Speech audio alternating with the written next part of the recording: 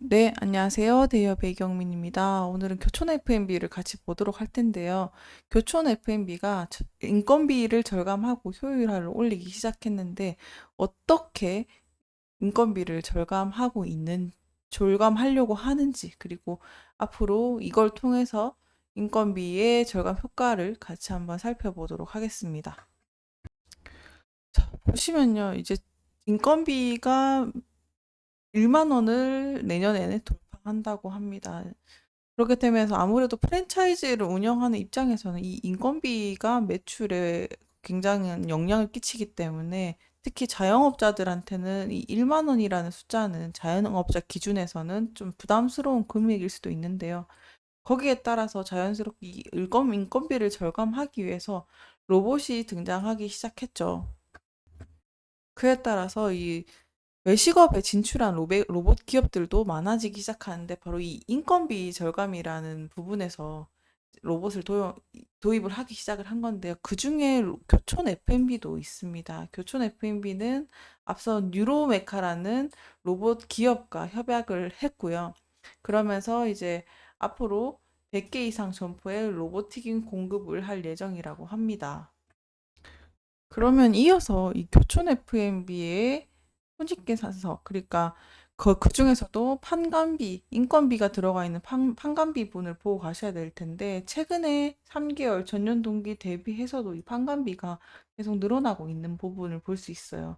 그래서 제가 계산을 해봤더니 확 눈에 띄게 보실 수 있을 것 같은데요. 전년도 1분기랑 올해 1분기, 그러니까 매출 총액에서 판관비를 나누게 됐는데요. 그 비율이 이제 이 정도 차지하게 됐습니다. 그러니까 15%에서 18%까지 증가한 수치니까 대략적으로 인건비만 해도, 물론 이게 다 판관비에서 인건비가 다 전부 3% 반영이 됐다는 건 아니지만, 거기에 물론 홍보비도 있겠고 잡다한 것들이 있겠지만, 어쨌든 전체적으로 판관비에 인건비도 차지하는 부분이 있으니 전체적으로 봤을 때는 3% 올랐는데, 여기에서도 분명히 인건비가 많이 존재할 거다라고 말씀을 드리는 겁니다. 어쨌든 판관비가 증가했다라고도 보실 수 있겠죠. 그에 따라서 특히 교촌 F&B는 매장을 운영하면서 대부분 인건비가 차지하는 비율이 크죠. 치킨을 튀기고, 그다음에 계산이야 뭐 키오스크로 대체한다 치더라도 치우고 뭐 이런 것들이 사람 손이 안 가는 일이 정말 적다라고도 볼 수 있겠죠. 특히 치킨 같은 경우도 사람 손이 많이 가게 될 텐데, 그래서 요즘에 또 로봇 치킨이 또 등장을 하고 있는데, 구체적으로 어떤 역할을 하는지, 그러면서 얼마나 또 인건비를 줄일 수 있을지도 보셔야 되는데, 일단 치킨 매장에 보면은 또 반죽을 하겠죠. 물반죽하면서 일자로 튀김하는 것들도 줄일 수 있고요. 그다음에 뭐 조각 성형, 부스러기를 제거하는 것도 손이 많이 가는 일이니까 이런 것도 2차적으로 할 수 있겠습니다.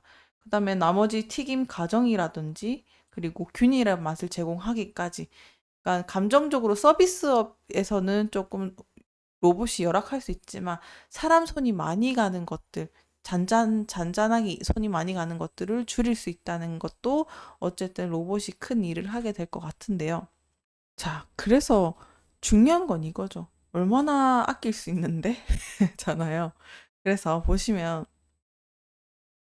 시간당 18달러, 그러니까 로봇을 대여하는 비용으로 사람을 쓰면은 이 정도로 아낄 수 있다라고도 나와 있죠. 이게 근데 전체적인 통상적인 개념이라서 딱 그 뭐랄까 조금 아쉬웠던 부분은, 교촌 F&B가 이 로봇을 써서 얼마나 아꼈는지는 좀 수치로는 측정을 할 수 없지만 대략적으로 30%는 인건비를 최소한 덜 수 있다라는 흐름이 조금 잡히더라고요. 물론 산업의 특성마다 다르겠지만 대략적으로도 그냥 어바웃으로 잡으셔도, 눈으로 보시면 사람 인건비가 뭐 예를 들면 맥스로 18달러라고 쳤을 때 로봇 대여료는 한 12달러에 차지하는 거 보면 대략적으로 30% 일단 줄일 수 있나? 라고도 한번 생각을 한번 해보시고요. 더불어서 이제 향후 어느 정도까지, 요거는 레스토랑이지만 레스토랑도 한번 볼게요. 레스토랑도 직원의 최대 82%가 대체될 수 있을 정도로 수요가 증가하게 되면 이제 사람 5명 쓸 거를 1명만 써도 되는 상황이 벌어질 수 있는 거죠. 그래서 초반에는 조금씩 줄어 나가겠지만 이 로봇 보급률이랑 효율하고 올라가게 되면은 교촌 F&B 매장에서도 5명 쓰던 걸 1명으로 하면서 이런 식으로 줄일 수가 있겠죠. 그래서 당장 이렇게 눈앞에 닥쳤을 때는 사람 회목하던 것을 로봇 1명이 대체한다. 그냥 이렇게 그냥 어바웃 해주시면 될 것 같습니다. 그럼 이렇게만 해도 3분의 1이나 줄면 정말 이게 어딘가요? 아까처럼 18%가 판관비라고 쳤을 때 그러면은 여기서 12%만 3분의 1만 줄어도 12%로 줄을 들게 되는 상황이니까 이것만 해도 상당한 금액이라고 생각이 들어요. 자, 다시 돌아서 더불어서 교촌치킨과 협약을 했던 뉴로메카 로봇 만드는 회사였죠. 이 회사가 또 교촌치킨한테 공급을 330%까지 확대를 한다고 하니까 이 추세는 더 가속화될 거고 그 말은 다시 말하면 뭐다? 로봇 증가율이 확산이 되면서 그만큼 또 인건비 절감 효과를 일으킬 수 있고 그 인건비 절감 효과는 매출, 순이익 증대에 불러 일으킬 수 있으니까 그런 거를 조금 연두하면서 보셨으면 좋겠어서 일단 자료를 정리를 해봐 왔습니다. 자료를 보시게 되면요, 차트도 이거는 뭐 지금 K푸드 흐름은 다 이런 그래프를 그리고 있어서 교촌 F&B 역시 한류의 치킨을 빼먹을 수 없죠. 선두를 달리고 있는 치킨이기 때문에 같이 상승세를 올랐다가 전체적으로 약간 빠지는 모습이기도 한데요.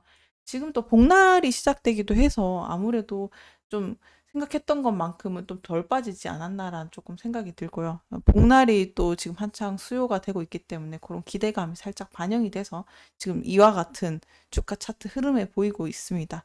그러나 또 우리가 염두해 두셔야 될 거는 앞으로 교촌 F&B가 얼마나 효율성 있게끔 재무제표를 운영을 하냐, 경영을 내실을 다지냐가 중요하니까. 그래서 항상 실적이 중요한 편이죠. 또 단기 순이익 면으로는 최근 전년 동기 대비해서 매출액은 살짝 상승을 했고요. 단기 순이익이 그래도 눈에 띄게 확 늘었죠. 이런 부분이 아무래도 인건비 절감 효과 노력이 조금씩 반영되고 있지 않나라고 생각이 듭니다. 항상 기업의 실적을 바탕으로 하나씩 차근차근히 분석을 하시면서 주가 차트 흐름과 같이 반영을 하면서 살펴보셨으면 좋겠습니다. 오늘도 시청해주셔서 감사합니다.